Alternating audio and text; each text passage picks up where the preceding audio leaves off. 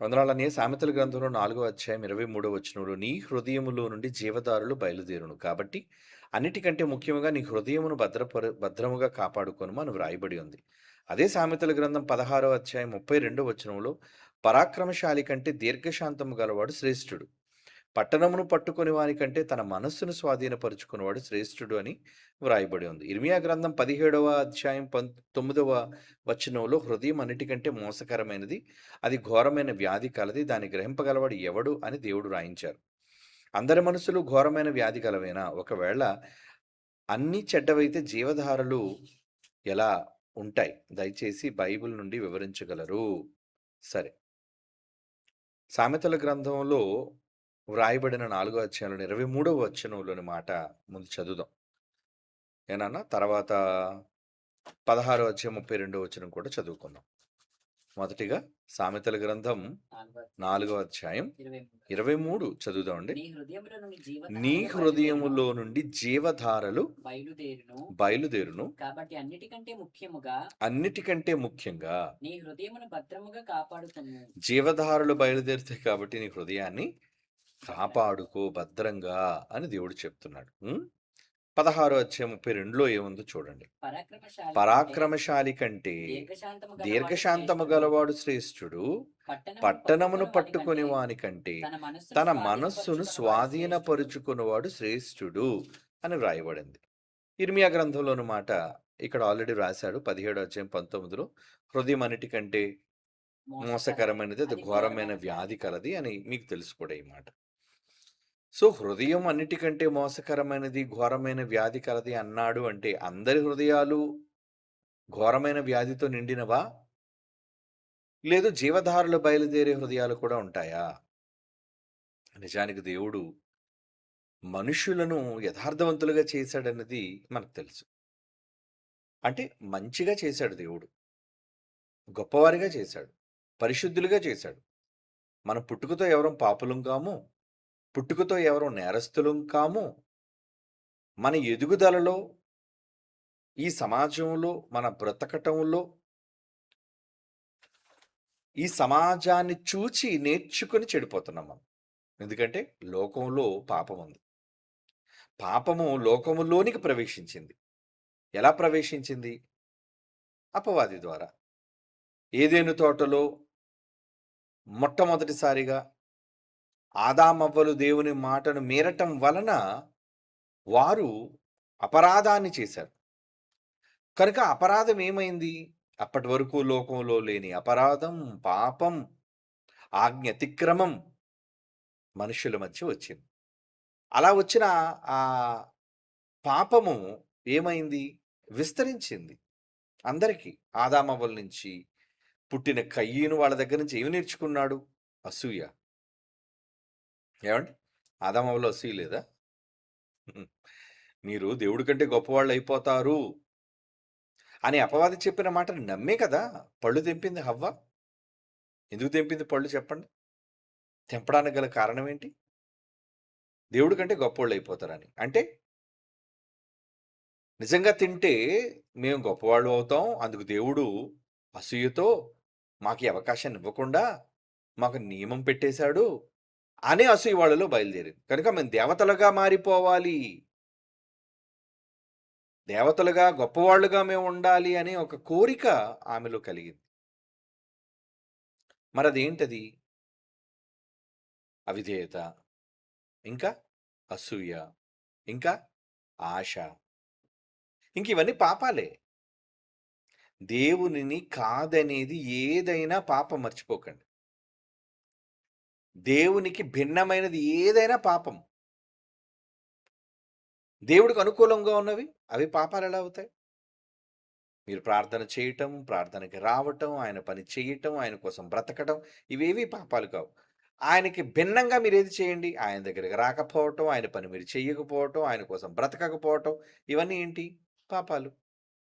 కనుక దేవునికి భిన్నమైనవన్నీ పాపాలుగా పరిగణించబడుతున్నాయి. కనుక పాపాలనేవి లోకంలో మనుష్యులలో ఏమైపోయాయంటే గూడు కట్టుకున్నాయి. వాళ్ళ స్వభావం, చిన్నప్పుడు స్వభావం ఏముంటుంది? ఏమండి? చాలామంది స్వభావం అనగానే స్వభావయుక్తమైన పాపము, ఇది కూడా జన్మతహా వచ్చేసింది అని మరలా మాట్లాడుతుంటారు. చిన్నపిల్లలకి స్వభావం ఏంటి? ఏం స్వభావం వాళ్ళది? అప్పుడే పసివాడుగా వాడు పొత్తిళ్ళులో ఉన్నాడు. వాడికి ఏమి స్వభావం ఉంటుంది చెప్పండి? కనుక స్వభావం అనేది ఎందుకు మనిషిలో మార్పు జరుగుతుంది? మంచివారు కూడా చెడ్డవారుగా ఎందుకు మారిపోతున్నారు అంటే దానికి కారణం లోకములో పాపముంది గనుక. దావీదు గారన్నమాట. ఏమని? పాపములో నా తల్లి నన్ను గర్భం ధరించింది. పాపముల్లోనే నా తల్లి నన్ను కన్నది. అంటే పాపముల్లో అంటే ఏంటి? ఏం పాపం? పాపము లోకములో ఉండెను. దావీదు గారు పుట్టేసరికి లోకంలో పాపం లేదా? 51 కీర్తనలో ఉంటాడండి. 51 5వ వచనం చూడండి. నేను పాపముల్లో పుట్టినవాడను, పాపములోనే నా తల్లి నన్ను గర్భము ధరించింది. అంటే పాపములోనే నా తల్లి గర్భం ధరించింది అంటే యెషయా గారు, ఏమండి? దావీదు గారి తండ్రి యెషయా గారు కదా! యెషయా గారు తన భార్యతో ఆయన సంసారం చేయటం అనేది పాపమా? అలా అర్థమైంది లోకానికి. నిజానికి అందులో ఉన్న భావం అది కాదు. అలా అనుకుంటే దేవుడు తప్పు చెయ్యక ముందు ఆదికాండం 1వ అధ్యాయంలో ఆదాము అవ్వలను జంటగా చేశాడు. అంటే పాపానికి ఆయన ప్రొవోక్ చేశాడనా? పాపానికి ప్రేరేపించాడనా? మీరిద్దరూ పాపం చెయ్యండి అని ఆయన్ని ఒంటరిగా ఉన్న వ్యక్తికి జంటనిచ్చాడనా? భార్యాభర్తలనే పవిత్రమైన బంధం, పరిశుద్ధమైన వివాహం అని చెప్పేటప్పుడు ఏమండి? ప్రారంభంలో ఏమని దీవించాడు? మీరు ఫలించండి, విస్తరించండి, భూమిని నిండించండి, వారిని ఆశీర్వదించి అంటాడు. అంటే పాపం చేయమని ఎవరు ఆశీర్వదించారు కదా! మరి ముఖ్యంగా దేవుడు ఎందుకు ఆశీర్వదించాలి వాళ్ళని? కనుక పాపములో నా తల్లి నన్ను గర్భము ధరించింది అనగానే ఏదో వాళ్ళ పడకల మీద చేసేదే పాపమని భావన క్రైస్తవుల్లో మెజారిటీ ఎక్కువగా ఈ జన్మ పాపాన్ని నమ్మే వాళ్ళలో ఉంటుంది. ఓకే. ఒకవేళ జన్మ పాపం అనేది భార్యాభర్తలు కలయిక వలన పుట్టేది అనుకుంటే, ఇందాక నేను చెప్పినట్లుగా హెబ్రీ పత్రిక 13వ అధ్యాయంలో వివాహం కోసం ఏమని మాట్లాడుతున్నాడు ఆయన? ఏమని? చూడండి మొదటి వచనంలో. పెళ్లిల్లో వేసుకుంటారు కదా మీరు. 4వ వచనంలో, హెబ్రీ పత్రిక 13వ అధ్యాయం 4వ వచనంలో వివాహము అన్ని అన్ని అన్ని అంటే అన్ని అంటే మొత్తం వచ్చేసినట్టే అందులో. ఇందులో ఇది మినహాయింపబడింది అనేది అనడానికి లేదు. అన్ని వివాహము అన్ని విషయములలో ఘనమైనది, పానుపు నిష్కలంకమైనది. పానుపు అంటే పడుకోవటం. పానుపు అంటే మంచం అండి, పరుండడం అండి. తల్లి తండ్రి పడకల మీద పరుండి వాళ్ళు చేసేది ఏంటది? పాపమా? ఎవరన్నారు దాన్ని పాపమని? పాపం కాదది. అదొక పవిత్రమైన కార్యం. దేవుడు దాన్ని పవిత్రంగా చేశాడు. పరిశుద్ధమైనది అంటున్నాడు చూడండి. వివాహం అన్ని విషయములలో ఘనం, ఇంకా పరిశుద్ధం. ఘనమైనదంటే గొప్పదని అర్థం. దేవుడికే ఘనమైనదా? ఏమండి, ఇద్దరి కలయిక అనేది ఏమండి ఈరోజు సమాజం కలయికని తప్పుగా వర్ణించి ఎలా భావిస్తుంది అంటే అదొక ఘోరమైన చెడుగా, ఇంకా ఏమండి అదొక పెద్ద నేరంగా అనుకొని ఆ నేరంలో పుట్టే వాళ్ళందరూ కూడా పాపులు. వాళ్ళకి అర్థం కాలేదు, దేవుని సంకల్పం అర్థం కాలేదు. అలాంటప్పుడు అవయవాలు ఎందుకు పెట్టాడు దేవుడు చెప్పండి? అంటే పాపాన్ని ప్రేరేపించడానికే మగవాళ్ళకి మగ అవయవాలు, ఆడవాళ్ళకి ఆడ అవయవాల అంగాలు పెట్టాడా? ఆలోచించండి. అలాంటప్పుడు మీరు నేరస్తులు ఎందుకు అవుతారు చెప్పండి? అవయవాలు మీకు పెట్టబడినప్పుడు, అది నేనే మీ అవయవాలను తల్లి గర్భంలో నిర్మించాను ఆయన ఒప్పుకుంటున్నప్పుడు, మరి ఆ ఒప్పుకోలును బట్టి పాప నియమానికి సంబంధించి పాపక్రియలను చేయడానికి ఉపయోగపడే అవయవాలు, స్త్రీ పురుషులలో ఉన్న అవయవాలు దేవుడే చేసినప్పుడు వాళ్ళు ఎందుకు పాపులు అవుతారు చెప్పండి? దేవుడు కదా పాపి. పాపి దేవుడు అవ్వాలి కానీ, పాపానికి ప్రేరేపించే దేవుడు కారణం అవ్వాలి కానీ, మనిషి ఎందుకు కారణం అవుతాడు చెప్పండి? కనుక దేవుడు ఆదామవ్వలని ఇద్దరిని జత కలిపి మీరిద్దరూ కూడా ఫలించండి అంటే సంసారం చెయ్యండి అన్నాడు. పానుపు అంటే మీరిద్దరూ కూడా ఒక్కటవ్వండి. మరి ఇంత పవిత్రమైన కార్యక్రమం అయినప్పుడు ఇది పవిత్రత ఎలా అంటే అంటారా? చివరికి సంఘాన్ని కూడా యేసుక్రీస్తుతో కలిపడండి. ఏకదేహం అన్నాడు. ఏవండి భార్యాభర్తల మధ్య జరిగేది ఏంటి? లోకం ఏమనుకున్నా ఇరువురుగా ఉన్న వాళ్ళు ఏకదేహం అవుతారంటే 2 శరీరాలు ఒక్కటవుతాయి అని అర్థం. 2 శరీరాలు ఏకమవుతాయి అని అర్థం. మరి అలా ఏకమయ్యేటప్పుడు ఆ ఏకమవ్వటం అనేది పవిత్ర కార్యం అనుకుని దేవుడు భావిస్తున్నప్పుడు సంఘాన్ని ఏమండి? సంఘాన్ని దేనితో పోల్చాడు? ఆ! స్త్రీ. యజమాని ఎవరు? పురుషుడెవరు? యేసుక్రీస్తు. మరి ఈ ఇరువురికి కూడా ఏమని చెబుతున్నాడు? పత్రికల్లో రాస్తూ పౌలు గారు ఎంత చక్కగా వర్ణించారు అంటే, ఈ మర్మం గొప్పది అంటున్నాడు ఆయన. నేను సంఘమును గూర్చి, క్రీస్తును గూర్చి చెప్పుచున్నాను అంటాడు చూడండి ఎఫ్సీ పత్రిక 5వ అధ్యాయం 31. ఈ హేతువు చేత పురుషుడు తన తల్లిని తండ్రిని విడిచి తన భార్యను హత్తుకోవడం అంటే దగ్గరికి అయిపోయాడని, ఒకటైపోయాడని. వారిద్దరు ఏక శరీరమగుదురు, ఒక్కటైపోయారు, వన్ బాడీ అని చెప్పి ఈ మర్మము గొప్పది. అయితే వీళ్ళిద్దరు ఒకటవ్వడం అనేది నేను దేనికోసం చెప్తున్నాను అంటే క్రీస్తును గూర్చి సంఘమును గూర్చి చెప్పుచున్నాను అంటున్నాడు చూడండి. అంటే సంఘం క్రీస్తు ఒక్కటయ్యే ఈ పవిత్ర కార్యం వివాహం అనే దానికోసం ఎందుకు చెప్తున్నాడు? అది పాపమైనప్పుడు ఏమండి? భార్యాభర్తల కలయిక అనేది పాపకార్యం అనుకున్నప్పుడు ఈ పాపకార్యం గురించి దాని సంఘంతోని క్రీస్తుతోని ఎందుకు పోల్చాలి చెప్పండి? అంటే దేవుడు అర్ధరహితంగా రాయిస్తున్నాడా ఇది?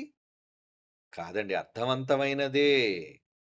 కాబట్టి తల్లిదండ్రుల కలయిక, భార్యాభర్తల కలయిక, స్త్రీ పురుషుల కలయిక అది దేవుడు భావించిన పవిత్ర కార్యం గనుక ఆ పవిత్ర కార్యం ద్వారా బయటికి వచ్చే సంతానం ఎవరైతే ఉన్నారో వాళ్ళ కోసం ఏమని చెప్పాడు దేవుడు? పోనీ ఆ అవుట్పుట్ అందులోంచి బయటికి వచ్చేవాళ్ళు పాపులు అని దేవుడు చెప్పాడా? ఏమన్నాడు తెలుసా? గర్భఫలము యెహోవా ఇచ్చు బహుమానం, తన ప్రియులు నిద్రించుచుండగా. తన ప్రియులు నిద్రపోతున్నప్పుడు ఏ నిద్రపోవడం? గాఢ నిద్ర కాదు అక్కడ.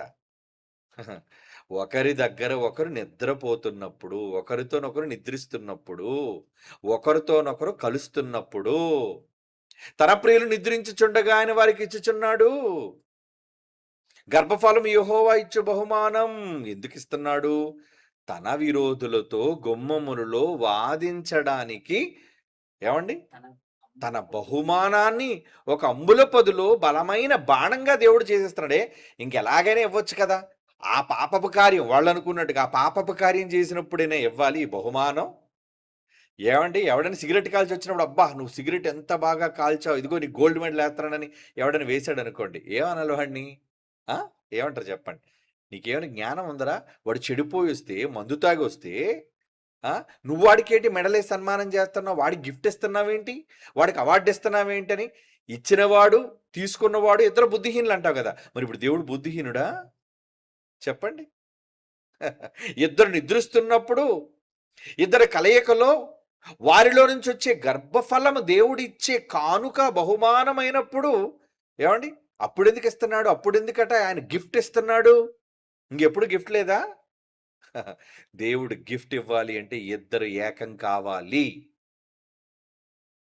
ఏకమైనప్పుడు దేవుడు ఇచ్చే గిఫ్ట్ ఆయన కోసం గిఫ్ట్, అది ఆయన కోసం ఉపయోగపడే గుమ్మములలో వాడే గిఫ్ట్లుగా. ఏమండి?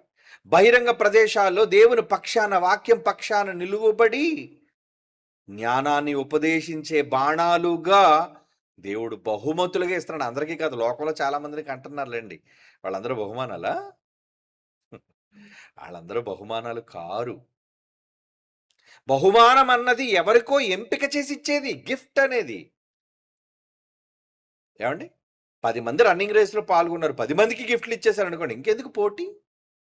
ఇంకా మొదట వచ్చినవాడు గొప్పతనం ఏముంది? అందరికీ గోల్డ్ మెడల్ ఇచ్చారు అనుకోండి, ఏడు మొదట పరిగెత్తుకొని ఆయాసపడి వచ్చిన వాడికిని లేజీగా ఆఖరిలో ప్రవేశించిన వాడికి ఇద్దరికి, వాడికి గోల్డ్ మెడల్, వీడికి గోల్డ్ మెడల్ అంటే ఇంకా మెడల్‌కి అర్థం ఏముంది చెప్పండి? లాజికల్‌గా ఆలోచించండి. మరి వాడికి గర్భఫలం వచ్చేసి, మనకి గర్భఫలం వచ్చేస్తే దేనికి దానివల్ల ప్రయోజనం? అందరికీ గర్భఫలాలు గోల్డ్ మెడల్‌లు గావు. కొందరే సెలెక్టెడ్. ఎవరైతే దేవుని సంకల్పానుసారంగా ఉంటారో, ఎవరైతే దేవుని అమితంగా ప్రేమిస్తారో, ఎవరైతే నిష్కల్మషమైన హృదయంతో ఉంటారో, వాళ్ళకి మాత్రమే దేవుడు ఇచ్చే ఒక అపురూపమైన కానుక. మరి ఆ కానుక ఏవండి? ఆ కానుక వచ్చేటప్పుడు కూడా వాళ్ళ తల్లిదండ్రులు ఏం చేశారు పానుపు మీద? ఆ! వాళ్ళు చేసిన ఏదైతే సంసారం, సంపర్కం, సంభోగం ఏదైతే ఉందో అది పాపపు క్రియ అయితే ఆయనెందుకు ఇవ్వాలి చెప్పండి? బహుమతిని అప్పుడెందుకు ఇవ్వాలి చెప్పండి? వాళ్ళ ప్రియులు నిద్రిస్తున్నప్పుడు ఎందుకు బహుమానాలు ఇవ్వాలి చెప్పండి? అంటే ఇప్పుడు వాళ్ళు ఈ లోకం చెబుతున్న ఈ ప్రక్రియ పాపమైన ప్రక్రియ కాదే. పాపమైన ప్రక్రియ కానప్పుడు దేవుడిచ్చే బహుమతి ఉత్తమమైనదైనప్పుడు ఏవండి? మనిషి చాలా పవిత్రంగానే జన్మిస్తున్నప్పుడు పుట్టుకతో మనిషి పాపం అనటం పొరపాటు. పుట్టుకతో మనిషి పవిత్రుడు. ఎదుగుదలలో చెడిపోతున్నాడు. ఆదాము ఏదెను తోటలో దేవుడు కన్నప్పుడు, పుట్టినప్పుడు, దేవునికి పుట్టినప్పుడు మంచోడా? చెడ్డోడా? మంచోడే. తర్వాత కదా చెడిపోయాడు. ఆదాము నుంచి అవ్వను చేసి ఇచ్చిన తర్వాత వెంటనే చెడిపోయారా? లేదే. అపవాది మాట చెప్పనంత వరకు వాళ్ళు పవిత్రులే. వాళ్ళ శరీరం పవిత్రమైనదే. ఏవండి? మరి అలాంటప్పుడు ఎక్కడ మీరు దాన్ని పాపాన్ని ఆపాదించి వీళ్ళు చెడ్డవాళ్ళు, చెడ్డ ప్రక్రియ చేశారు అంటారు చెప్పండి? అంటే పుట్టుకతో అందరూ హృదయం గాని, శరీరం గాని అన్నీ పవిత్రాలే. అన్నీ పవిత్రాలే. కనుక ఆ పవిత్రమైన వాటిని చెడి చెడిపోయే పరిస్థితిలోనికి ఈ వ్యవస్థ వెనకున్న అపవాది, వాడి సైన్యం పనిచేస్తుంది. సమాజాన్ని చూడండి. ఏవండి? పుట్టుకతో ఎవడో సిగరెట్ కాల్చే అలవాటు వాడికుండదు. పుట్టుకతో ఎవడో మందు తాగే అలవాటు వాడికుండదు. పుట్టుకతో ఎవడో దొంగవాడు కాడు. ఏవండి? అసలు మాటలే రానప్పుడు పుట్టుకతో ఎవడో అబద్ధికుడే కాడు. ఏవండి?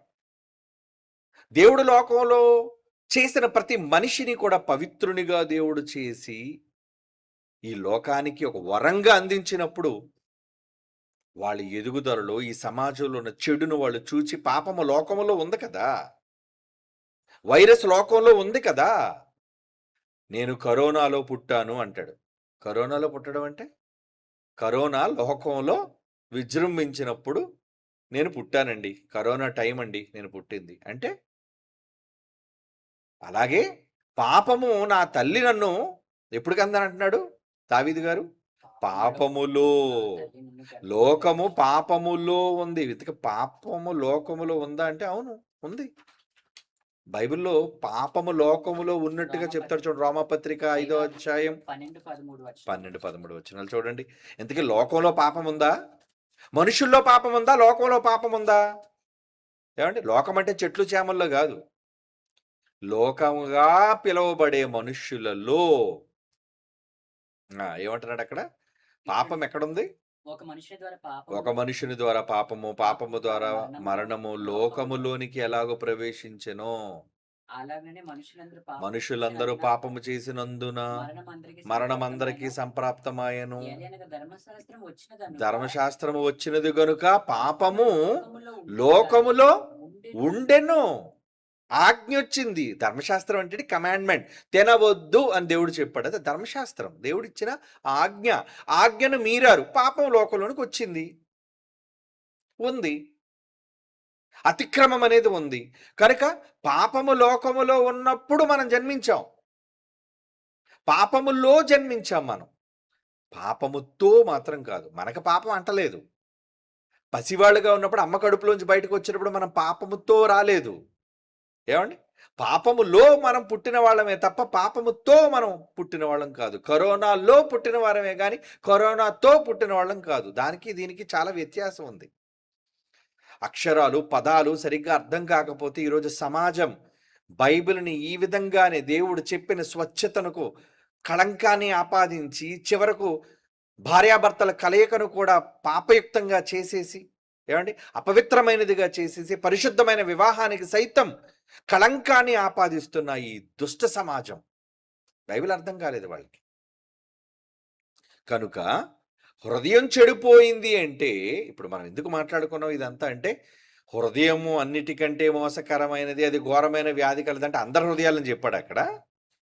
అందరి హృదయాలను చెప్పలేదు అక్కడ. ఇర్మియా గ్రంథంలో రాయబడిన మాట, ఏమండి, ఇర్మియా గ్రంథంలో రాయబడిన మాట దాని అర్థం ఏంటి? 17:9 మాట అర్థం ఏంటి? హృదయం అన్నిటికంటే మోసకరం. ఇప్పుడు యేసుప్రభుకు హృదయం ఉందా మరి? చెప్పండి. యేసుప్రభు పుట్టాడు, హృదయం కలిగిన వాడేనా? మరి ఇప్పుడు ఆయన కూడా హృదయం అన్నిటికంటే మోసకరమైనది, ఘోరమైన వ్యాధి ఉందంటే ఆయనకు కూడా వ్యాధి ఉందంటారా? చెప్పండి. లేదండి. యేసుక్రీస్తు వారికి కూడా హృదయం ఉంది కాబట్టి ఆయన కూడా ఈ మాట క్రింద అప్లై అయిపోతాడా? అది ఘోరమైన వ్యాధి ఆయనకు ఉందా? కాదు. వ్యాధి ఎవరికి ఉంటుంది? ఎవరైతే వ్యాధిని ఆపాదించుకుంటారో, వ్యాధిని ఎవరైతే అంటించుకుంటారో, మాస్క్ పెట్టుకోకుండా బయట తిరిగావు అనుకో జబ్బులు వస్తాయి. చేతులు సరిగ్గా కడుక్కోకుండా భోంచేసావు అనుకో జబ్బులు వస్తాయి. వ్యాధి ఎందుకు వస్తుంది? నువ్వు నియంత్రణ పాటించకపోవటం, పరిశుభ్రత పాటించకపోవటం, జాగ్రత్తలు తీసుకోకపోవటం వలన నీకు వచ్చేది రోగం. అవునా? వ్యాధి. అలాగే హృదయం చెడిపోవడానికి గల కారణం, మన హృదయాలు మంచివే, ఏమండి, ఎప్పుడు కూడా వ్యక్తి మీద మంచి అభిప్రాయం మనం కలిగి ఉన్నాం అనుకోండి, ఎవరో చీడపురుగు లాంటి వాళ్ళు వచ్చి ఒక తప్పుడు మాట ఆమెను గూర్చి కానీ ఆయన్ని గూర్చి కానీ ఒక తప్పుడు మాట మీ చెవిలో వేస్తారు. ఏమని? మీరు ఏదో అనుకుంటున్నారు కానీ ఆయన అభిమానిస్తున్నారు కానీ ఆయన మీరు అనుకున్నంత మంచివాడు కాదండి అని. అయిపోయింది. ఏమైంది? ఏమైంది చెప్పండి? ఒక తెల్లని పరిశుద్ధమైన పాలలో ఒక చిటికెడు విషం, కొన్ని మాటలు ఏం చేశాయి? ఆ వ్యక్తి మీద ద్వేషాన్ని, ఆ వ్యక్తి మీద తప్పుడు భావాన్ని కలుగు చేస్తాయి. అంటే మీ హృదయం ఏమైందనమాట అప్పుడు? వినకముందు మీ హృదయం మంచిదే. ఆదామవ్వలు అపవాది మాట వినకముందు వాళ్ళ హృదయం మంచిది. విన్నాక చెడిపోయింది వాళ్ళ మాటలు. అంటే ఎందుకు? నిర్ణయం తీసుకున్నారు. దేనికి నిర్ణయం తీసుకున్నారు? అంటే విని వెంటనే నిర్ణయాలు తీసేసుకోవాలా? చాలామంది ఈ తొందరపాటు ఉంటుందండి. మనుషులు అనగానే బలహీనత, తొందరపాటు. వింటారు, టక్మని నిర్ణయం తీసుకుంటారు. చాలా తప్పది. ఎప్పుడూ కూడా ఆవేశంతోని, తొందరపాటుతో నిర్ణయాలు తీసుకోకూడదు. తీసుకోవటం వల్ల మీకు కలిగేది ప్రమాదం. తప్పుడు నిర్ణయాల వల్ల భవిష్యత్తులో మీరు తీసుకునే నిర్ణయం కారణమవుతుంది. ఎన్నో మీరు కోల్పోవచ్చు, ఎన్నో ఇబ్బందులు మీకు కలగవచ్చు, ఎన్నో సమస్యలు మీరు చిక్కుకుపోవచ్చు. దీనంతటికీ కారణం ఒక తొందరపాటు, తప్పుడు నిర్ణయం. ఈ నిర్ణయం ఎందుకు తీసుకున్నారు? మీరు విన్న ఒక తప్పుడు మాట. అంటే మీ హృదయం వ్యాధిని బారిన పడింది. వ్యాధి బారిన పడింది. ఏంటి ఆ వ్యాధి? చెప్పుడు మాటలు వినే వ్యాధి. మీలో చాలా మందికి చెప్పుడు మాటలు చెప్పటం ఇష్టమే, చెప్పుడు మాటలు వినడం ఇంకా ఇష్టం మీకు. అందులో ఆడవాళ్ళు బహుమిక్కిలిగా ఉంటుంది ఈ జబ్బు. ఎందుకంటే వాళ్ళు విన్నది ఇంకొకరి చెవిని వేయకుండా ఉండలేరు. వెంటనే ఎదుటి వాళ్ళతో మాట్లాడాలి. ఎదుటి వాళ్ళకి తమలో ఉన్న విషయాన్ని, తాము తెలుసుకున్న విషయాన్ని, అది విషమైనా కావచ్చు, పంచేయాలి. మాటలు వ్యాపిస్తాయి. ఎలా వ్యాపిస్తాయి? చాలా వేగంగా. నాలుక క్రింద సర్ప విషం ఉంది అంటున్నాడు చూడండి. మీరు చదివిన మాటే, చదవక్కర్లేదు ఇప్పుడు. వారు తమ నాలుకలతో ఏం చేస్తారు? కూని. నాలుకలో కత్తులు ఉంటాయట. నాలుకలో కత్తులు ఏంటండి? మెత్తగా ఉంటది కదా నాలుక, తడిగా ఉంటది కదా నాలుక, మంచి శబ్దాన్ని, స్వరాన్ని ఇస్తుంది కదా నాలుక అనుకుంటున్నారా? మీ నాలుకలో, నోటి ద్వారా ఎంతమందిని కూని అంటారు, దాన్ని హత్య చేయటం. మాటలతో గాయపరచటం, మాటలతో అవమానించడం, మాటలతో ఎదుటి మనిషిని తీవ్రంగా చెడు చేయటం, చెడు చెప్పటం. వారి నోటు నుండి ఏమొస్తుంది? శాపం, పగయు ఉన్న పగ, వారి పెదవుల వారి కింద పెదవుల కింద సర్ప విషం, వారి గొంతుకు తెరిచిన సమాధి గొంతుకు తెరిచిన సమాధి, తమ నాలుకతో మోసం నాలుగుతో మోసాలు చేస్తారు. ఎందుకంటున్నాడు చెప్పండి? ఈ మాటలన్నీ అనడానికి గల కారణం ఏంటి? ఏమండి? అంటే మీ హృదయం చెడిపోవడానికి ప్రధానమైనది ఎదుటవాడి నాలుక. కనుక ఏం చేయాలి? ప్రభు అందుకే హెచ్చరిక చేశాడు. మీరు ఏమి వినుచున్నారు? ఏదైనా కావచ్చు. వాక్యమా? ఒక మాట? ఏమన్నాడు చెప్పండి ప్రభు? మార్కు సువార్త 4:24 చూడండి, ఆ మాట ఎక్కడుంది? మీరేమి వినుచున్నారో జాగ్రత్త. జాగ్రత్త, వినే ప్రతిదీ నిజం అనుకోకండి. మార్కు 4:24. సంసారాలు ఎక్కువగా పోవడానికి గల కారణం ఏంటి తెలుసా అండి? చెప్పుడు మాటలే. చెప్పుడు మాటలు. మాటలు విని చెడిపోతుంటారు. వాళ్ళ హృదయం అపవిత్రమైనది అయిపోతుంటుంది. ఎందుకు అపవిత్రమైనది అవుతుంది? విన్నారు గనుక. ఏం విన్నారు? ఒక తప్పుడు మాట విని, పోనీ విని వదిలేస్తే పర్లేదు, వినటం కూడా మీ చెవిన పడింది అనుకోండి, ఓకే, విన్నారు, సరే. మరి దాన్ని ఎందుకు స్వీకరించాలి? దానిని మీరు స్వీకరించి, దానిని అవునని మీరు విశ్వసించి, దానిని మీరు మరొకరికి పంచి, ఏమండి, ఇవన్నీ చేయటం వలన మీరేమయ్యారు తెలుసా అండి? మీ హృదయము ఘోరమైన వ్యాధిన బారిన పడింది అని అర్థం. ఉం? అంటే అపవాది ఎంతమంది హృదయాలను కలుషితం చేస్తున్నాడు వాడు? ఉం? లోకంలో ఉన్న వాళ్ళందరి హృదయాలు వాడు ఏం చేస్తున్నాడో తెలుసా అండి? కలుషితం, కలుషితం, కలుషితం. వ్యాధి, మొత్తం వ్యాధి అంతా పాకేస్తుంది. వైరస్ పాకేస్తుంది అందరికీని. కనుక ఘోరమైన వ్యాధి కలిగినది ఎవరి హృదయం అవుతుంది? మంచివారి హృదయం కాదు. మంచి మాటలు ఆలకించేవాళ్ళు, చెడు మాటలు విన్నా దానిని స్వీకరించని వాళ్ళు చెవులున్నాయే, మంచి చెవులవి. ఎలాంటి చెవులు? మంచిని మాత్రమే వినే చెవులు. కొంతమంది ఎదుటివారిని గూర్చిన తప్పుడు సమాచారాన్ని, తప్పుడు విషయాల్ని వినడానికి చూపే ఆసక్తి, ఒక మంచిని వినడానికి వాళ్ళ చెవులకు ఇష్టం లేదు. మంచిని వాళ్ళు వినదలుచుకోరు. మరప్పుడు ఏమవుతున్నారన్నమాట? వాళ్ళ హృదయం చెడిపోతుంది. హృదయం చెడిపోతే ఇంకేముంది చెప్పండి?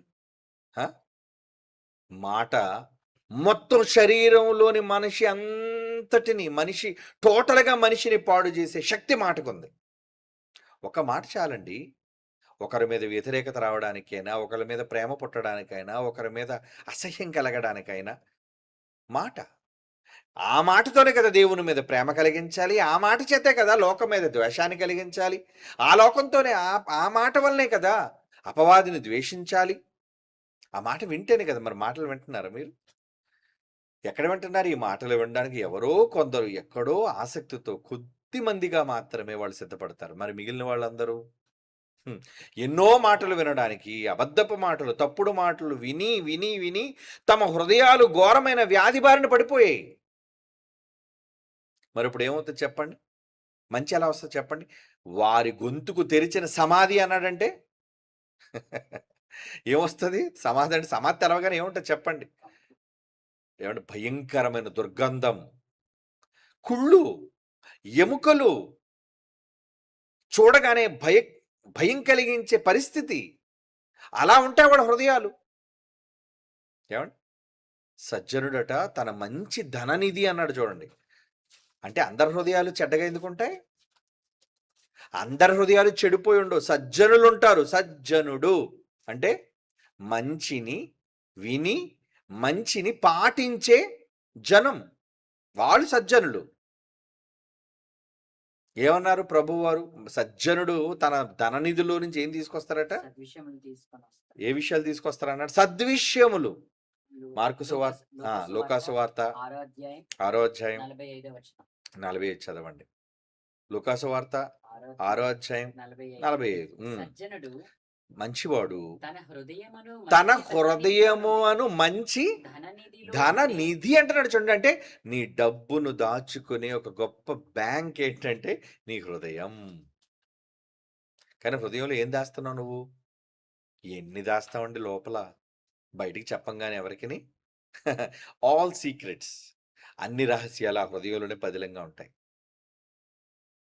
దేవుని మోసం చేసే విషయాలు ఆ హృదయంలోనే ఉంటాయి. కుటుంబీకులు మోసం చేసే విషయాలు ఆ హృదయంలోనే ఉంటాయి.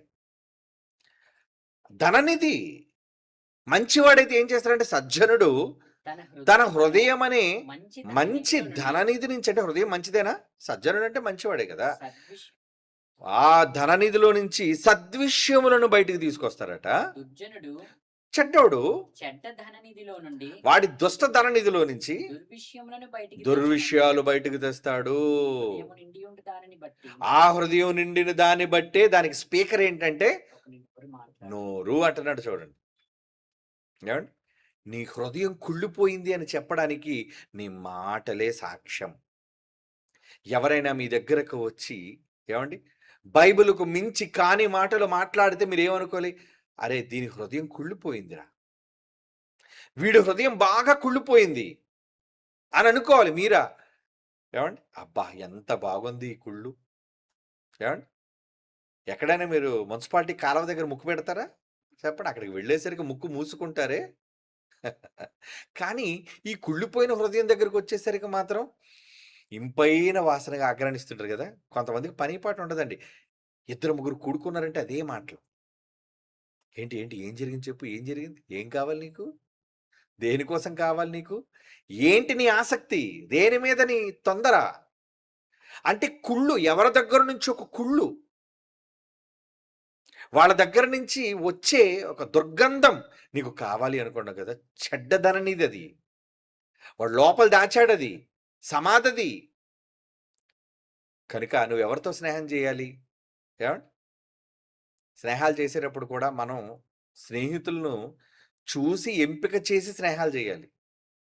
వీడు బాగున్నాడనో, ఇది బాగుందనో, నాతో క్లోజ్గా ఉన్నదనో మీరు చేశారనుకోండి, మీ దుంప తెంపేస్తారు ఖచ్చితంగా వాళ్ళు. నో డౌట్, రాసి పెట్టుకోండి. అది ఇరుగు పొరుగు అని వాళ్ళైనా, ఏమండి, జీవితంలో ఎవరైనా మీరు చేసే స్నేహం, ఎవరితో మీరు చేస్తున్నారు స్నేహం? ఆ స్నేహితులు ఏమండి వాళ్ళతో మీరు సహవాసం చేస్తున్నారంటే నీకు బయటకు మంచిగా ఉన్నట్టు ప్రారంభంలో కనబడతారు, కానీ రాను రాను వాళ్ళలో ఉన్న అసలు నిజం, అసలు స్వరూపం బయటపడుతుంది. కానీ ఈలోపు నువ్వు వాళ్ళకి ఎడిక్ట్ అయిపోతావు, ఈలోపు నువ్వు వాళ్ళకి బానిస అయిపోతావు. వాళ్ళతో స్నేహం, వాళ్ళ మాటలు వినటం, అదే కదండి చెడు స్నేహాలు. ఎందుకు ఈరోజు ఎన్ని జరగటం లేదు చెప్పండి? ఈరోజు సమాజంలో జరుగుతున్న అనేక నేరాలు. ఏమండి, ఈ మధ్య కాలంలో రీసెంట్గా కొద్ది రోజుల క్రితమే 10th క్లాస్ స్టూడెంట్స్ ఎవరిని చంపేశారు? ప్రిన్సిపల్నా? అవునా? తెలంగాణలో చంపేశారా? ఏంటండి, 10వ తరగతి చదువుతున్న విద్యార్థులు, వాళ్ళ వయసు ఎంత పట్టుమని నాకు తెలిసి ఏమండి 13, 14 ఆ వయసు ఉంటుందండి అంతే. అంటే 14 ఏళ్ల వయస్సులో వాళ్ళంతా ఒక కూటమిగా ఏర్పడి టీచర్ మీద దాడి చేద్దామని. ఎందుకు? ఫోన్ వద్దందని. అంటే మొబైల్స్ మంచిదా? ఏమండి, వద్దు నాన్న మొబైల్ వాడొద్దు అంటే నీ దగ్గర ఏమంటారు, భయంతో ఒప్పుకుంటారేమో కానీ వాళ్ళకి ఫోనే కావాలి. ఎప్పుడు చూడండి బైబిల్తో వాళ్ళు గడపడం కన్నా ఫోన్స్తో వాళ్ళు గడపడమే విపరీతం. ఎందుకంటే సమాజం ఎడిక్ట్ అయిపోయింది దానికి. మీరు కూడా ఏం చేస్తున్నారు? తీసుకో అమ్మా, ఫోన్ తీసుకో. అరే నాన్న ఫోన్ కొంటున్నాను రా, తీసుకో నువ్వు. అదొక్కటి చాలు మీ వాళ్ళని చెడగొట్టడానికి. చెడిపోతారు కూడా, చెడిపోయారు కూడా. కనుక పిల్లలందరూ ఏం చేశారంటే ఫోన్ వద్దందట మేడం. అందుకే ఏం చేశారు? డబ్బులు కావాలి, లక్షల రూపాయలు ఈవిడ దగ్గర ఉన్నాయన్న విషయాన్ని తెలుసుకొని ఇంటిలోనికి వెళ్ళి ఇన్ని సీసీ కెమెరాలకు దొరకకుండా చంపేశారు టీచర్ని. ఏమిటి ఆ వయసులో వాళ్ళ చేతికి దాడి చేయాలన్న మనసు ఎలా వచ్చింది? అంటే వాడు ఏం పాఠాలు నేర్చుకుంటున్నారు? ఏం నేర్చుకుంటారు? 10వ తరగతి వరకు ఏం నేర్పిస్తారు? డిగ్రీలో ఏం నేర్పిస్తారు? పెద్ద విశ్వవిద్యాలయం ఏం నేర్పిస్తారు చెప్పండి? ఈ లోకపు చదువులు మనిషికి దేవుని భయాన్ని నేర్పించలేవు. అడే నేర్పిస్తారు. ఎవడు ఏ రాజు ఏ కాలంలో పరిపాలించాడు, ఏమండి, లోక బ్రతుకు తెరువు కోసం ఏ పనులు చెయ్యాలి, ఏమండి, ఇల్లు ఎలా కట్టాలి, వంట ఎలా చెయ్యాలి, ఇవే కదా. ఈరోజు వింటున్న కోర్సులేంటి చెప్పండి. ఆ! అమ్మమ్మ వైద్య వృత్తి చాలా గొప్పది కదండీ అంటే, ఆ వైద్య వృత్తి అయితే మాత్రం అక్కడేంటి? అందులో కూడా మోసం, మందులమ్ముకోవటం, ఏవండీ? రోగాలు వస్తే లక్షల రూపాయలు ఫీజులెయ్యటం కాదా? హాస్పిటల్స్, డాక్టర్ల స్కామ్ మీకు తెలియట్లేదా? ఏం చేస్తున్నారు? ఎందుకో డాక్టర్లని లక్షల రూపాయలు పెట్టి ఎందుకు చదువుతున్నారు? ఏవండీ? మందుల్లో కమిషన్, ఎక్స్‌రేలో కమిషన్, స్కానింగ్‌లో కమిషన్. వీడు రాస్తాడు పలానా దగ్గరికి వెళ్ళమ్మా స్కానింగ్ చేయించుకో. ఇంటికి మూటొచ్చేస్తది. నువ్వెన్ని స్కాన్‌లు పంపించావో, ఉదాహరణకి ఒక సీటీ స్కాన్ ఉందనుకోండి. ఒక 6,000 అనుకోండి. అందులో డాక్టర్ గారికి 2,000 ఏవండీ? స్కానింగ్ మిషన్ వాళ్ళకి 4,000. అంటే ఎంత పర్సెంటేజ్ ఎళ్తుందనుకున్నారు? ఇది వెనకాతల జరుగుతున్న దందా. కనుక ఈరోజు చదువుతున్న చదువు కూడా అంత కమర్షియల్. అందులో భక్తే ఉంది. అందులో సేవే ఉంది. చెప్పండి. చివరికి రాజకీయం ద్వారా ప్రజాసేవ చేస్తామన్నోళ్ళు కూడా బడాచోర్లుగా మారిపోయారు. ప్రజల ధనమాన ప్రాణాలను సైతం కొల్లగొట్టే దుర్మార్గులుగా వాళ్ళు మారిపోయినటికి ఏ విద్య చెప్పండి లోకంలో? మా వోడు ఎంత చదివేశాడండి, మా వోడు అంత చదివేశాడండి, మా వోడికి ఇన్ని డిగ్రీలు ఉన్నాయండి. ఎందుకా డిగ్రీలన్నీ? వాడి స్వభావాన్ని మార్చలేనప్పుడు, వాడు బ్రతుకును దేవునిలో సరిచేయలేనప్పుడు నువ్వెన్ని లక్షలు పెట్టి చదివిస్తే ఉపయోగం ఏముంది చెప్పండి? కనుక వాళ్ళ విద్యలో వాళ్ళు నేర్చుకుందేంటో తెలుసా? కిరాతకం. కిరాతకులైపోయారు వాళ్ళంతా. టీచర్‌ని చంపేశారు. మరి ఇయన్నీ దేనికి నేర్చుకున్నారు? ఎన్ని చూస్తున్నారు? ఒకప్పుడు టీవీ అమ్మా, నాన్నలు ఉండేటప్పుడు టీవీ పెట్టుకోవాలంటే భయం. అమ్మ బాబోయ్! డ్యాడీ తిడతాడో, అమ్మ తిడతదని. ఈరోజు టీవీ లేకపోయినా పర్లేదు మనకి. ప్రపంచ టీవీ మన చేతిలోనే ఉంటది పిల్లలకి. ఏంటది?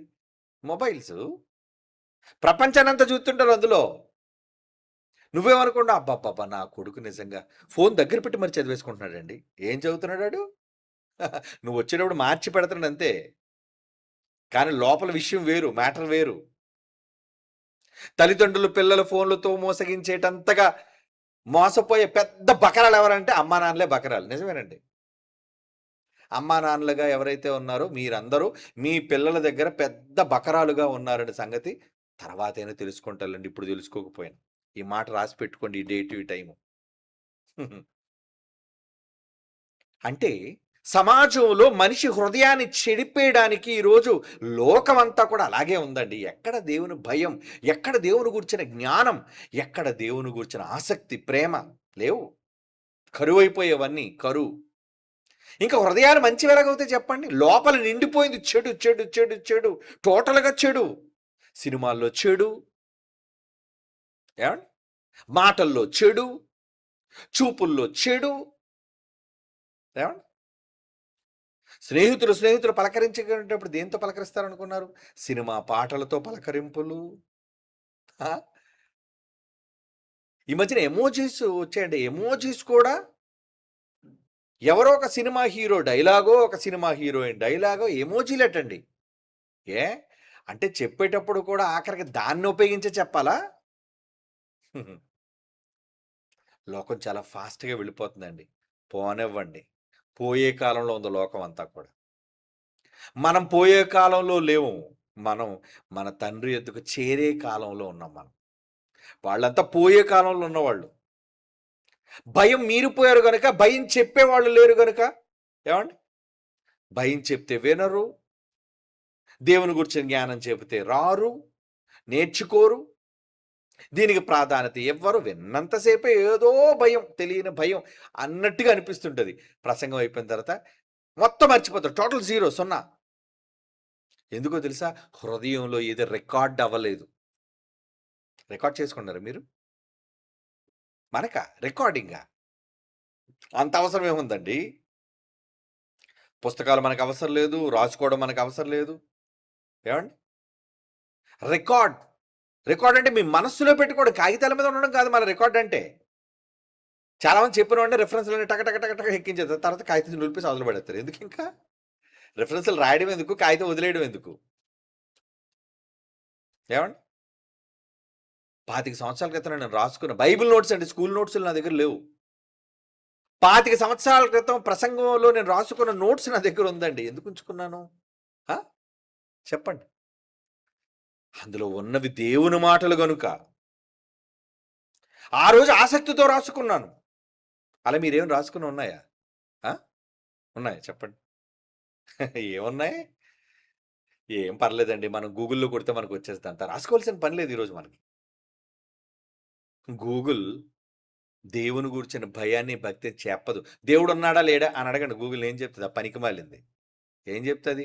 ఉన్నవాళ్ళకి ఉన్నట్టు, లేని వాళ్ళకి లేనట్టు. మరి ఎందుకు నువ్వున్నట్టు? హ్మ్. ఆ?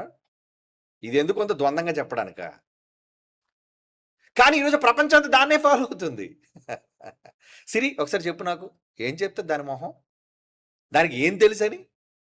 అలా సిరిని తయారు చేసిన వాడే ఒక మనిషి. మెదడున్న మనిషి.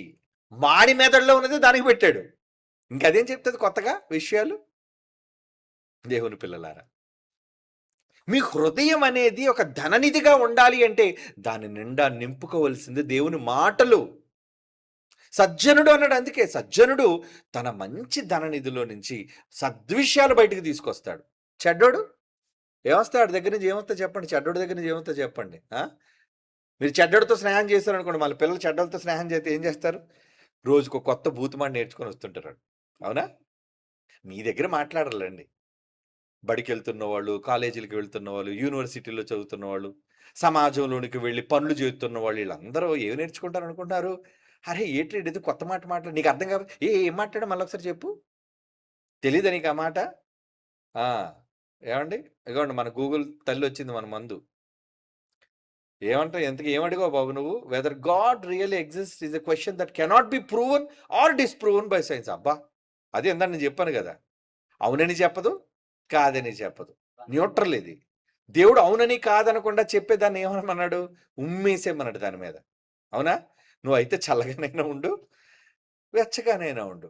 డబుల్ గేమ్ ఆడావనుకో 50, 50 బేరాలు ఆడావనుకో, అరే నా నోట్లోంచి వచ్చే ఉమ్ము నీ మీద వేస్తానురా అన్నాడు దేవుడు. గూగుల్ అలాంటిదే. దేవుడి కోసం ఏం చెప్తుంది చూడండి? ప్రూవ్‌ను కాదట, డిస్‌ప్రూవ్‌ను కాదట. మరి ఇంతకీ ఎందుకు నువ్వు ఉన్నట్టు? కనుక ఈరోజు సమాజం, రాబోయే సమాజం, ఎదుగుతున్న సమాజం ఏవండీ? మన తరమే కదండీ! భవిష్యత్తు భావితరాల్ని కాపాడడానికి ఈరోజు మనం తయారు చేస్తున్నాం. ఈరోజు ఈ విశ్వవిద్యాలయం ద్వారా ఎందుకు ఇంతమంది విద్యార్థులను తయారు చేస్తున్నాం? చెప్పండి. మత మార్పిడి అనుకుంటదో ఈ పిచ్చి లోకం? లేదా మతాన్ని నేర్పించుకుంటాను అనుకుంటే అనుకోనివ్వండి డోంట్ కేర్. నువ్వెన్ని అనుకోరా నేను బైబిల్ నేర్పిస్తూనే ఉంటాను. ఎన్ని అనుకోరా నేను బైబిల్ ప్రకటిస్తూనే ఉంటాను. ఎందుకంటే ఈ దుష్ట సమాజంలో బైబిల్‌ని చెప్పాలి. ఈ దుష్ట సమాజంలో మనిషి ఎలా బ్రతకాలో యేసు చెప్పిన మాటల ద్వారా ఈ సమాజానికి ప్రకటించాలి. లేదంటే ఆడికి చెప్పేవాడెవడు? మోరల్ సైన్స్ అని ఎప్పుడో నా చిన్నప్పుడు ఉండేదండి. ఇప్పుడున్న తరగతుల్లో మోరల్ సైన్స్ ఉందో లేదో నాకు తెలీదు గానీ, ఏవండీ? ఏ గొప్ప మోరల్ సైన్స్ నేర్పించేత్తారు చెప్పండి? గొప్ప మోరల్స్ ఉన్నాయి గదా! మరి అందుకే మోరల్స్ ఉన్నాయి కాబట్టే వద్దన్నందుకు టీచర్‌ని మూకమ్మడిగా ఎళ్లి మళ్ళీ ఈడొక్కడు కాదు. ఒరేయ్! పదరా మనందరం టీచర్ ప్రిన్సిపల్‌ని చంపొచ్చేద్దాం పదరా! ఇది గొప్ప మోరల్ గదండీ! గొప్ప మోరల్ ఒకటో తరగతి నుంచి నేర్చుకున్నారాళ్ళు. మగోళ్ళే గాదు, ఆడోళ్ళు కూడా రాక్షసులు, కేడీలుగా ఉన్నారండి. కేడీలు. వాళ్ళ భాషా ప్రయోగం మీకింకా తెలీదు. ఆడవాళ్ళైనా సరే కళాశాలకెళ్ళేవాళ్ళు, విశ్వవిద్యాలయాలకెళ్ళేవాళ్ళు ఎవ్వరికీ తెలియకుండా ఆళ్ళిద్దరు మాట్లాడుకోవడం మీరు వినాలి. అప్పుడు అసలు రంగు బయట పడతది. ఏంటి ఇది ఆడదేనా? ఇలా మాట్లాడుతుందేంటి? దీని భాషా ప్రయోగం ఏంటి ఇలా ఉంది? అరె! దీనికి సిగ్గు కూడా లేదే అని అనిపిస్తది. కానీ మీ దగ్గర మాత్రం అమితమైన నటన. ఇంటి దగ్గరికొచ్చేసరికి ఆ! నాన్నగారు చెప్పండి. ఏవండీ? ఎంత వినయం. అతి వినయం. పిల్లలందరూ ఎలా ప్రవర్తిస్తారు తల్లిదండ్రుల దగ్గర చెప్పండి? ఏంటి గుడికొచ్చినప్పుడు ఎంత ధర్మంగా, ఎంత గౌరవంగా ఉదయాన్నే ఏవండీ బడికొచ్చేటప్పుడు ఆళ్ళందరూ కూడా తెల్లవారి ప్రార్థన, భక్తి ప్రార్థనతోనే ప్రారంభిస్తారు గదండీ! మరి ఈళ్ళంతా భక్తి ప్రార్థనతో ప్రారంభించినోళ్ళు 10 సంవత్సరాలు ఉదయాన్నే ఏ స్కూల్లోనైనా భక్తి ప్రార్థన జేస్తారు. మరి భక్తి ప్రార్థన చేస్తే ఆ భక్తి ఈడికి ఏమబ్బింది? హ్మ్. ప్రిన్సిపల్‌ని చంపేసారంటే ఏమబ్బింది వీడికి? అబ్బలేదు. కేవలం బడుల్లో మాత్రమే నేర్పిస్తే సరిపోదండి. ఇంటి దగ్గర తల్లిదండ్రులు ఏం చేస్తున్నారు? బైబిల్ చదవలేదని పిల్లల్ని పట్టుకొని కొట్టేవాళ్ళున్నారా? ఏవండీ? చదువుకోలేదని, పరీక్షలో మార్కులు రాలేదని పిల్లల్ని బెత్తాలతో కొట్టే తల్లిదండ్రులు చూశానండి నేను. కానీ బైబిల్ రాలేదని భయపెట్టే తల్లిదండ్రులు ఎవరున్నారు? హ్మ్. ఉంటే వాళ్ళే ధన్యులు. వాళ్ళ పిల్లలు వాళ్ళకి ఆశీర్వాద ఫలాలు. బాగుంటారాళ్ళు. ఏవండి? అలా ఈరోజు చేయగలుగుతున్నదా లోకం? ఆ లోకానికి నేర్పించేవాళ్ళు ఎవరున్నారు చెప్పండి? కాబట్టి హృదయాలన్నీ ఎలా ఉన్నాయి? టోటల్‌గా కరప్టెడ్. అందరి బ్రెయిన్స్ కరప్ట్ అయిపోయండి. బ్రెయిన్స్ అంటే హృదయం అంటే మళ్ళా గుండెకే అనుకోకండి చెప్పాను గదా! హృదయం అంటే ఏంటంటే మైండ్. మీ తలకాయ, మీ మెదడు, మీ చిన్న మెదడు, పెద్ద మెదడు ఉన్నాయవే? ఈ మెదడులో ఉందే టోటల్‌గా మొత్తం అంతా రహస్యాలన్నీ గూడు కట్టుకున్న చీకటి కలిగిన గది బ్లాక్ బాక్స్ లాంటిదది. దాన్ని పరిశుభ్రం చేయాలి అంటే చాలా కష్టమండి. అలా పరిశుభ్రం చేయగలిగే ఏకైక సాధనం దేవుని వాక్యము. ఎక్కడికి వెళ్తదంటే దేవుని మాట చాలా సార్లు మీకు చెప్పాను. పబ్లిక్ మీటింగ్స్‌లో కూడా అందుకే ఈ మాటలు ఎక్కువ నేను చెబుతూ ఉంటాను. ఎందుకంటే అది హృదయం అన్నిటికంటే ఘోరమైంది గనుకనే దేవుని మాట బలము కలదై తలంపులలోనికి కూడా వెళ్ళిపోయి ఆలోచనలు సైతం అంటాడు ఎబ్రిపత్రి 4:12లో. దేవుని వాక్యం సజీవమై బలము లోపలికి వెళ్ళిపోతుంది. తలంపుల్లోనికి వెళ్ళిపోతుంది. ఎందుకంటే అక్కడికెళ్ళి నేను అలర్ట్ చేస్తుంది. జాగ్రత్త నువ్వేం మాట్లాడుతున్నావు? నువ్వేం మాట్లాడాలనుకుంటున్నావు? నువ్వేం పలకాలనుకుంటున్నావు? నువ్వు దేని గురించి ఆలోచించాలి అనుకుంటున్నావు? అన్నిటికీ కూడా అక్కడ కౌంటర్ అక్కడ అది నియంత్రిస్తుంది. ఏది? వాక్యము. మరి మీరు వాక్యం నేర్పిస్తారా? మీ పిల్లలకు బలవంతంగా వాక్యం నేర్పిస్తారండి? ఏదో ఉదయం సండే స్కూల్ ఫోటోలు చూపించండి ఎంతమంది వస్తున్నారు? సండే స్కూల్ ఫోటోలు చూసే ఉంటారు కదా మీరు. ఎప్పుడు సండే పూట చూపిస్తుంటారు ప్రకటనలు చేసినప్పుడు. పిల్లలందరూ ఏమైపోయారు? చర్చి నిండా ఆదివారం అయ్యేసరికి కిటకిటలాడే జనం. ఆ! ఆళ్ళందరికీ సంసారాలు లేవా? ఆళ్ళందరికీ పిల్లలు పుట్టలేదా? ఆళ్ళందరూ ఏమైనా గొడ్డుమోతులా? అంటే ఏంటి? గొడ్రాళ్ళా? లేదే. ఒక్కొక్కళ్ళకి బాగానే ఉన్నారే పిల్లలు. మరి ఎందుకు రాట్లేదు పిల్లల్ని? ఇప్పుడు తెల్లవారి ఆదివారం పూట దొరికేదే ఒక్క సెలవు రోజు. ఈ ఒక్క సెలవు రోజు నాడు నేను బలవంతంగా నిద్ర మానుకొని లేచి, పిల్లల్ని సిద్ధం చేసి, వాళ్ళకి టిఫిన్ పెట్టి, ఏవండీ ముందు వెళ్ళి అంత దూరం దించి, మరలా నేను వెనక్కొచ్చి, మరలా నేను 9:30, 10 గంటలకి చర్చికి వెళ్ళడం అంటే ఇది అయ్యే పని కాదండి. పోతే పోనీండి లేకపోతే ఏముంది? ఎంతమంది మీ పిల్లలకు దేవుని గూర్చిన విద్య నేర్పిస్తున్నారు? లేదు. విద్య కరువైపోయింది. కొంతమంది పిల్లలే. చర్చిలో చూస్తే ఎంతమంది? పిల్లలేరి? ఉన్నారు పిల్లలు. కానీ వాళ్ళు రారు. తప్పు వాళ్ళది కాదండి. రానివ్వని తల్లిదండ్రులది తప్పు. కనుక ఒక రోజొస్తది వాళ్ళకి. ఆ రోజున వాళ్ళు కౌంటర్ ఇస్తారు వాళ్ళు. ఏంటి? తల్లిదండ్రులకు కౌంటర్ ఇచ్చే పిల్లలు. ఆ కౌంటర్ నీకు పడతదే, అప్పుడు జ్ఞాపకం చేసుకోవాలి ఈ మాటలు. అరె చెప్పారే అన్నయ్య కౌంటర్ ఇస్తారని. భలే ఇచ్చిందే నా కూతురు నాకు కౌంటర్ ఇచ్చేసింది. నా కొడుకు భలే కౌంటర్ ఇచ్చేసాడు నాకు. ఇస్తారు. మీకు ఇలా కౌంటర్‌లు పడాలి అంటే ఏవండీ? మీరు ఆళ్ళని వదిలేయండి. లేదు వాళ్ళు దేవుని భయంలో, భక్తిలో పెరగాలి అంటారా? వాళ్ళు తీసుకొచ్చి దేవుని జ్ఞానాన్ని నేర్చుకోవడానికి కట్టిపడేయాలి. ఎందుకంటే వాళ్ళ హృదయాలు బాగుపడాలి. లోకమంతా భయంకరంగా చెడిపోయి, చాలా దారుణంగా చూసిన వెంటనే ప్రతీదీ చెయ్యాలి.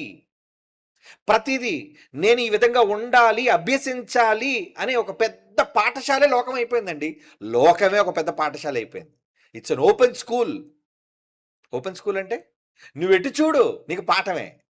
అలా రోడ్డు మీదకెళ్ళండి చూడండి ఎన్ని పాఠాలో. ఒకరి మాట ఒక పాఠం, ఒకరి నడక ఒక పాఠం, ఒకరి కట్టు, ఒకరి వేషం ఇవన్నీ పాఠాలే. ఏవండి? లోకంలో ఎలాగున్నాయి చెప్పండి? సమాజంలో ఎక్కడికి నువ్వు వెళ్ళినా తలెత్తుకొని లేని పరిస్థితులు ఈరోజు. అడిగేవాడెవడు?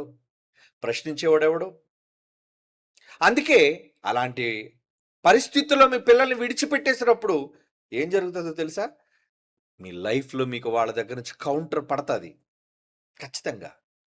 అలా పడేటప్పుడు దేవుడంటాడు, నవ్వుతాడు. Very good. ఒరేయ్! నువ్వే నాకు అవిధేయుడివై నా మీద తిరుగుబాటు చేయగా లేనిది నీ పిల్లలు నీ మీద తిరుగుబాటు చేస్తే ఇప్పుడు చెడుస్తావు నా దగ్గర. ఏవండీ? ఏడుస్తారు కదండీ! పిల్లలు తిరుగుబాటు చేసినప్పుడు, పిల్లల మాట వినలేనప్పుడు, పిల్లలు ఏవండీ? చేయకూడని కార్యక్రమాలు చేసేటప్పుడు తల్లిదండ్రులు ఏడుస్తూ దేవుడా అంటారే అప్పుడు దేవుడేమంటాడు? ఏమంటాడు? పోరా అంటాడు. ఎందుకంటే నువ్వు నాకేదైతే చేశావో నీ పిల్లలు నీకదే చేశారు. నువ్వు కొలిచిన కొలతే నీకు కొలిచానురా లెక్కపెట్టుకో, లెక్కపెట్టుకో. ఇది దేవుడు ప్రతి మనిషికి తీర్చే తీర్పు. ఎందుకంటే ఏ హృదయం అయితే బాగుండాలో, ఏ ఆలోచనలు అయితే బాగుండాలో, ఆ ఆలోచనల్ని కరప్ట్ చేసే పరిస్థితి ఈరోజున్న ప్రస్తుత సమాజంలో ఉంది. మరిప్పుడు జీవధారలు వాళ్ళలో నుంచి రాకుండా నోరిప్పితే బూతులెందుకు వచ్చేస్తున్నాయి? నోరిప్పితే చెడెందుకొస్తుంది? నోరిప్పితే సినిమా గురించిన కబుర్లెందుకొస్తున్నాయి? నోరెప్పగానే స్నేహితుల గురించి చెడ్డ మాటలెందుకొస్తున్నాయి? ఏవండీ? చూడండి ఈరోజు యువత కంప్లీట్‌గా రాటన్ చెడిపోయింది. ఎక్కడో దేవుని యందు భయభక్తులు కలిగిన వాళ్ళు అక్కడక్కడ కాస్త కొద్దిమందిగా ఉన్నారేమో తప్ప, అభ్యుదయవాదులుగా ఉన్నవాళ్ళు, మంచి ఉద్దేశాలతో తల్లిదండ్రుల భయభక్తుల పెంపకంలో ఉన్నవాళ్ళు తప్ప, మిగతా లోకమంతా కూడా ఏమైంది తెలుసా అండి? నాశనమైపోయింది.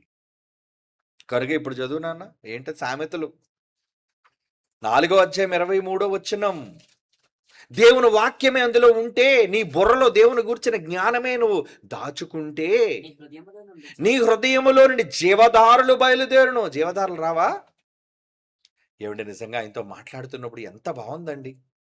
ఆయన మాటలు వింటున్నప్పుడు ఎంత ఆదరణగా ఉందండి. ఏంటవి? జీవధారలు. దేవుని గూర్చిన జ్ఞానపు మాటలు బయటికి వచ్చేటప్పుడు వినాలనిపిస్తది. జీవధారలు రావా? వస్తాయి. కాబట్టి అన్నిటికంటే ముఖ్యముగా నీ హృదయమును భద్రముగా కాపాడుకో. నువ్వు దాన్ని జాగ్రత్తగా చూసుకోకపోతే నాయన అది చెడిపోద్దురా. నీ హృదయం పాడైపోద్ది నాయన. అది పాడైపోయిందనుకో, ఏమండి? అది పాడైపోతే నీ లైఫే స్పాయిల్ అయిపోద్ది నాయన. దేవుడు చెబుతున్నాడు, హెచ్చరిస్తున్నాడు. నీ హృదయములో నుంచి జీవధారలు. యేసుప్రభు సమరీ స్త్రీ దగ్గరికి వచ్చి, అమ్మా నీకు దాహం వేస్తుందా? నాకు దాహానికి నీళ్లు ఇవ్వు అని అడిగితే ఇచ్చింది పాపం. ఇచ్చిన తర్వాత నీకెప్పుడూ జీవపు ఊట నా నీళ్లు తాగితే నీకసలు దాహం ఏది అన్నాడు. అవునా మహాప్రభు, అలాంటి దేవుని ఉంటే నా కడుపులు పెట్టేయో బాబోయ్, ఎందుకు మాటి మాటికి కడవ పట్టుకొని అంత దూరం రావటం, నేను నీళ్లు చేదుకోవడం చాలా ఇబ్బంది అవుతుంది ప్రభు అని చెప్పింది. కానీ అక్కడ ఆయన ఉద్దేశం ఏంటి? ఏమండి? దేనికోసం అంటున్నాడు ఆయన? జీవజలము. నేనిచ్చు నీళ్లు త్రాగు. నేనిచ్చు నీళ్లు త్రాగువాడు. ఎప్పుడు యోహాను సువార్త 4వ అధ్యాయం 14వ వచనం. 14వ వచనం అండి. యోహాను సువార్త 4వ అధ్యాయం 14వ వచనం. నేనిచ్చు నీళ్లు నేనిచ్చే త్రాగువాడు నీళ్లు త్రాగేవాడు ఎప్పుడునూ దప్పికొనడు. అసలు ఎప్పటికీ దప్పిక అనేది లేదు. నేను వానికిచ్చు నేను నీళ్లు వానికిచ్చి నీళ్లు నిత్య జీవమునకై నిత్య జీవమునకై వానిలో ఊరెడు నీటి బొగ్గ. అబ్బా, నీ గుండెల్లో దేవుని వాక్యం ఉంటే లోపల నుంచి నీటి బొగ్గ ఊరుతూనే ఉంటుందటండి. ఊరుతుందా? అవే జీవధారలంటే. యేసుక్రీస్తు వారి మాటలు, వాక్యం నీ హృదయంలో ఉంటే నీ నోటి నుంచి జీవధారలే ధారలు. ఆ ధారలు మాటలు విని ఎంతో మంది మాకు తృప్తిగా ఉందండి, మాకు దాహం తీరిందండి, మాకు చాలా సంతోషంగా ఉందండి అని అనగలరు. ఏమండి? కానీ లోకంలో నీ దాహాన్ని తీర్చే చాలా రకాలైన దాహాలు ఉన్నాయి. ఏంటో దాహాలు? ఏమండి? స్నేహాలతో కూడిన దాహాలు, అవునా? భూత మాటలతో కూడిన దాహాలు, ఇంకా చెడు క్రియలతో కూడిన దాహాలు. రకరకాలుగా మనిషి దాహాలు తీర్చుకుంటున్నాడు. అంటే వాళ్ళలో ఏమి నిండిపోయి చెప్పండి? ఒకడు నోరిప్పాడంటే, పచ్చి బూతులు మాట్లాడుతున్నాడు అంటే పబ్లిక్గా. ఒకరు పబ్లిక్గా ఉన్నా సరే ఏమాత్రం సంస్కారం లేకుండా ఎదుటివాడు ఏమనుకుంటాడో అనేది కూడా ఆలోచించకుండా వాళ్ళు క్రియలు తప్పుడుగా ప్రవర్తిస్తున్నారంటే ఏంటి అర్థం దానికి? వాళ్ళ హృదయంలో ఏంటి జీవధార ఏం ఊరుతుంది చెప్పని? చెడిపోయింది దార. లోపల నుంచి చెడు బయటకు వస్తుంది. అందుకే చెడిపోయిన హృదయంలో నుంచి ఎన్ని వస్తున్నాయి యేసుప్రభు చెప్పాడు. బాబోయ్, ఇన్ని వస్తున్నాయా? ఇవన్నీ హృదయములో నుంచే వస్తాయి. మత్సరం, ఇంకా నరహత్య. ఒకటి కాదండి, చాలా పెద్ద లిస్ట్ చెప్పాడు. ఇవన్నీ ఎక్కడున్నాయి? ఒకరి హృదయం. ఇప్పుడు లోకంలో ప్రతి మనిషి తన హృదయం నిండా నింపుకున్నవి ఇవే. ఏంటి? హత్య, కక్షలు, కోపాలు, ద్వేషాలు, అసూయలు, స్వార్థం. ఇవే కదా మనిషి హృదయంలో నిండిపోయింది. అందుకే అందరిలో నుంచి బయటకు వచ్చేవి అవే. కనుక అలాంటి వాళ్ళ మధ్య, ఏమంటే గంజాయి వనంలో తులసి మొక్క అంటారు చూసారా? అలాంటి భయంకరమైన చెడిపోయిన ఈ సమాజంలో నీ గొంతులో నుంచి జీవధారలు రావాలి అని దేవుడు ఇగో ఈ మాటలు నీ నోట్లో పెట్టాడు, నీ హృదయంలో నింపుకోమని చెప్తున్నాడు. ఉం? అందుకే ఏమన్నాడు సామెతల 16:32 పరాక్రమశాలి కంటే దీర్ఘశాంతము గలవాడు శ్రేష్ఠుడు, పట్టణమును పట్టుకున్న వాని కంటే మనస్సును స్వాధీనపరుచుకున్నవాడు శ్రేష్ఠుడు. అంటే ఎవరైతే నీ హృదయాన్ని కంట్రోల్. కొంతమంది అన్‌కంట్రోల్ అయిపోతుంటారండి. మందును చూడగానే మందు బాబులు అన్‌కంట్రోల్ అయిపోతుంటారు. ఏవండి? వెళ్ళిపోయే వేశ్యను చూడగానే ఏవండి? రెడ్ లైట్ ఏరియాలో ఏవండి? ఆళ్ళు అన్‌కంట్రోల్ అయిపోతుంటారు. ఏవండి? అలాగే ఏదైనా చెడిపోయిన ఒక తప్పుడు విధానానికి, విషయానికి, మాటలకి ఆకర్షింపబడిపోయేవాళ్ళు ఉంటారు. ఎందుకంటే అదంతా ఒక క్రొత్త లోకం, క్రొత్త ప్రపంచం. ఇక్కడికొస్తే ఏంటంటే బాబు ఇదంతా విచిత్రంగా ఉంది ఏంటండి? అక్కడైతే ఏంటంటే అంత హ్యాపీగా ఉంది. అంతా రంగులు రంగుల ప్రపంచం. హ్మ్. మంచి మంచి స్నేహాలు, మంచి మంచి మాటలు వాళ్ళకి నచ్చేవి. ఏవండి? వాళ్ళ లోకం వేరు. కానీ దేవుని లోకం వేరు. కానీ ఎప్పుడు ఆ లోకం ఉండిపోదుగా. లోకాలు తారుమారైపోతాయి. అంటే నువ్వు ఆ లోకంలో ఉంటే నీ లోకం అధోలోకం వెళ్ళిపోతావు నువ్వు. నువ్వు ఈ లోకంలో ఉంటే దేవుడి లోకంలో ఒక ఉన్నతమైన ఊర్ధ్వలోకానికి నువ్వు వెళ్ళిపోతావు. తేడా ఉంది రెండిటికిని. వాళ్ళు ఊహించుకొని వాళ్ళు బ్రతికే లోకం అది అశాశ్వతమైనది.